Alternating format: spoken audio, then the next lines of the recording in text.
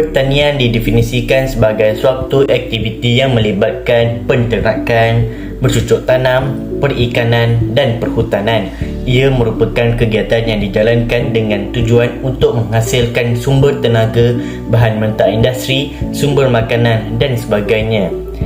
Aktiviti pertanian menghasilkan sumber makanan sayuran, buah-buahan, hasil ternakan dan banyak lagi.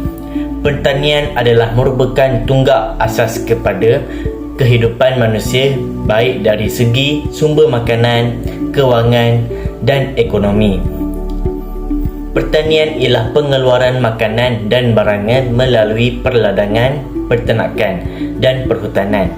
Ia merupakan perkembangan utama yang membawa kepada kebangkitan tamadun dengan penanaman dan peternakan, mewujudkan lebihan makanan dan seterusnya membolehkan pembangunan masyarakat yang lebih padat.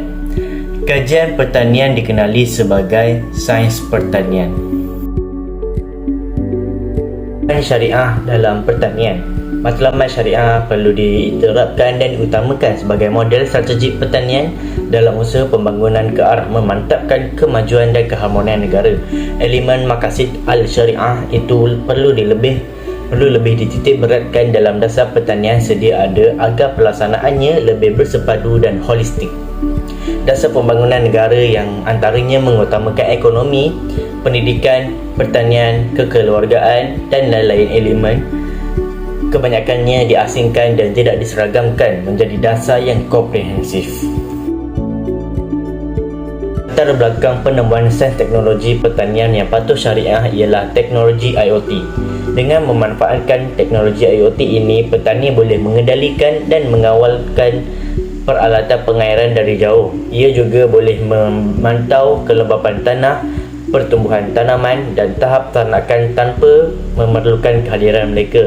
Ini menunjukkan dan membuktikan bahawa teknologi IoT ini dapat mengurangkan bebanan petani-petani yang lain. Teknologi ini merevolusi aktiviti pertanian dan ia mungkin menjadi salah satu kunci untuk membangunkan pertanian yang mampan.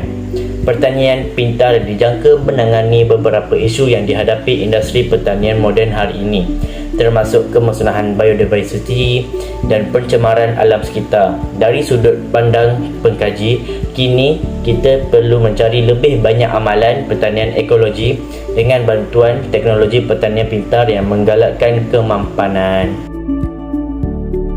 Temuan sains dari segi pertanian ini yang telah saya perolehi ialah jagung.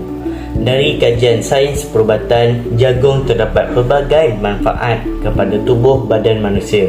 Antaranya menurunkan kolesterol dalam badan, meningkatkan tenaga untuk membuat kerja lebih banyak, menjaga kesihatan kulit supaya mengelakkan diri daripada gatal-gatal, mencegah kanser paru-paru supaya dapat hidup lebih lama. Latar belakang penemuan sains teknologi pertanian tidak patuh syariah. Makanan yang baik dan berkualiti salah satunya adalah dari tanah yang baik. Walaupun tanah yang luas tapi kualiti tanah tidak dijaga, maka hancurlah kualiti tanaman tersebut.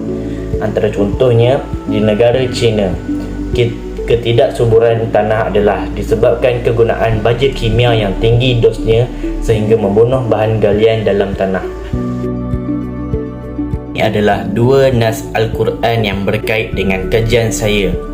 Yang pertama adalah dalam surah Nuh ayat 17 yang bermaksud, dan Allah telah menumbuhkan kamu hidup dari benda-benda yang berasal dari bumi dengan pertumbuhan yang sungguh-sungguh sempurna. Nas Al-Quran yang kedua ialah dalam Al-Quran surah Al-Quraisy, Allah ada menyebut tentang dua tunggak dalam kehidupan adalah makanan, tidak lapar dan bebas dari ketakutan. Tunggak manusia hari ini, tidak ada makanan, tidak ada kehidupan, tidak ada keamanan, tidak ada kehidupan. Ini jelas menunjukkan bahawa Allah memberi pertumbuhan yang sempurna dan seharusnya ianya dijaga dengan baik. Dan nas Al-Quran yang kedua jelas memberitahu kita bahawa makanan dan ketakutan saling berkait kerana orang yang tidak cukup makanan akan selalu memberontak. dengan kemungkinan untuk mencuri dan membuat masalah dalam masyarakat akan terjadi, dan ini akan mengganggu keamanan negara. Apabila sektor pertanian dijaga dan diurus tadbir dengan baik dari segi pengeluaran, kuantiti maupun kualiti, dapat mengelakkan dari berlakunya kelaparan dan ketakutan. Baiklah, seterusnya, kaedah fiqh yang diaplikasikan dalam ciptaan pertanian. Apakah itu kaedah fiqh? Terdapat pelbagai tarifan menurut pandangan ulama dahulu dan sekarang. Kaedah fiqh ialah gabungan daripada dua perkataan bahasa Arab, iaitu kawaid dan fiqh. Kawaid daripada kata jamak kaedah yang bermaksud asas rumah, tapak atau prinsip. Perkataan kedua iaitu fiqh atau fiqh yang membawa maksud al-fahmu, iaitu kefahaman. Oleh itu, dari sudut bahasa, kawaid fiqh ialah kumpulan kaedah atau formula bagi menentukan hukum bagi sesuatu perkara atau isu semasa mengikut kaedah fiqh yang menepati syariat dalam Islam. Baiklah, dua kaedah fiqh yang diaplikasikan dalam ciptaan pertanian. Yang pertama ialah setiap perkara bergantung kepada niat. Niat bermaksud suatu lintasan di dalam hati untuk melaksanakan sesuatu perkara. Dalam hadis riwayat Sayyidina Umar Al-Khattab bermaksud, sesungguhnya semua amalan itu bergantung kepada niat, dan sesungguhnya kedudukan bagi amalan tersebut adalah tertakluk kepada apa yang diniatkan. Niat sangat diperlukan bagi tujuan status ibadah atau bernilai di sisi Allah SWT dengan memenuhi syarat-syarat yang berikut. Yang pertama, kajian, rekaan dan penyelidikan hendaklah bertujuan baik dan menepati syarak. Yang kedua, setiap perancangan dan pelaksanaan bagi mencapai matlamat di atas hendaklah disusun dengan baik dan menepati kualiti syarak dan semasa. Dan yang ketiga, mendahulukan sesuatu yang terpenting daripada yang penting sebagaimana yang diminta oleh syarak. Kaedah yang kedua ialah kemudaratan hendaklah dihilangkan. Tindakan yang boleh memberi kemudaratan sama ada kepada diri, orang lain dan alam sekitar, hukumnya adalah haram di sisi Allah SWT. Berdasarkan teknologi dan kajian dalam segi pertanian yang kami temui, ia merupakan teknologi yang diharuskan dalam Islam kerana memberi perlindungan serta kemudahan kepada manusia, seperti teknologi IoT untuk sektor pertanian dalam memudahkan kerja para petani. Tetapi ada juga teknologi yang diharamkan dalam Islam kerana memberi kemudaratan kepada manusia dan alam semula jadi, seperti yang berlaku di negara China. Tanah mereka tidak subur kerana penggunaan baja kimia yang tinggi dosnya sehingga membunuh hasil galian dalam tanah.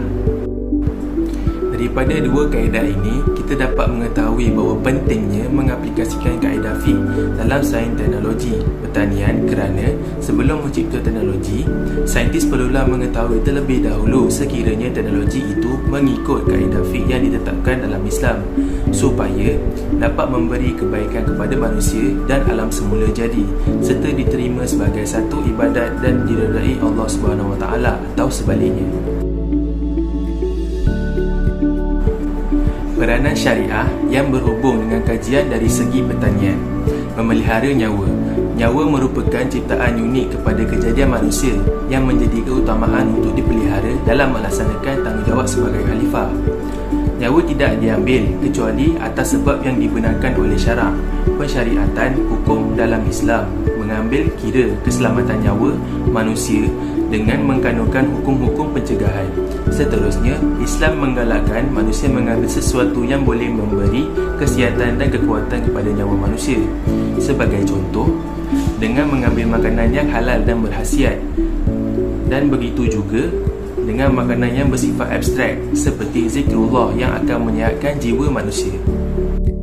Peranan syariat ini dapat dikaitkan dengan kajian pertanian yang kami temui, iaitu jagung, kerana jagung mempunyai banyak khasiat yang tersendiri dan bagus untuk kesihatan manusia. Sebagai contoh, ia dapat menjaga kesihatan kulit dan mencegah dari kanser paru-paru. Pelaksanaan syariah Islamiyah dalam sains, teknologi serta kejuruteraan ini bertujuan untuk membawa ke arah kebaikan, sama ada untuk umat manusia atau alam. Ini bertepatan dengan konsep syariah, iaitu hukum yang disyariatkan oleh Allah SWT, kerana segala hukum hakam yang ditetapkan oleh Allah SWT mempunyai sebab dan hikmahnya yang tersendiri. Islam juga tidak menghalang kehendak manusia dalam mencipta sesuatu teknologi menggunakan ilmu sains selagi ia tidak bercanggah dengan kaedah fiqh dan prinsip syariat Islam. Akhir sekali, dari penemuan teknologi dan kajian sains dalam pertanian yang kami temui, terdapat teknologi dan kajian yang mematuhi syariah dan yang tidak mematuhi syariah dalam Islam. Oleh itu, saintis perlu memastikan teknologi atau ciptaan tersebut mengikut panduan syariat dalam Islam supaya semua manusia mendapat kebaikan bersama serta diridai Allah SWT kerana membantu manusia untuk meneruskan kehidupan dengan lebih baik. Sekian, itu sahaja daripada kami. Assalamualaikum warahmatullahi wabarakatuh.